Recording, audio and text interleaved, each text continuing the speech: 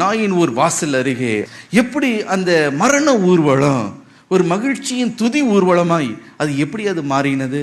எனக்கு பிரியமானவர்களே, இயேசு 3 காரியங்களை அவர் செய்தாராம். முதலாவதாக இயேசு பார்த்தார் அல்லது கண்டார் என்று நாம் பார்க்கிறோம். இரண்டாவதாக இயேசு தொட்டார், இயேசுடைய ஒரு மறுரூபத்தின் தொடுதல் அங்கே உண்டாயிற்று.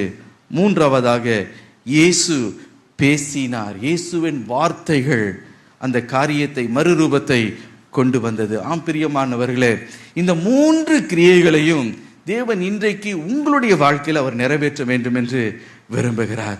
இன்றைக்கு அவர் உன்னை காண்கிறவராய் இருக்கிறார். இன்றைக்கு அவர் உன்னை தொட வேண்டும் என்று அவர் விரும்புகிறார்.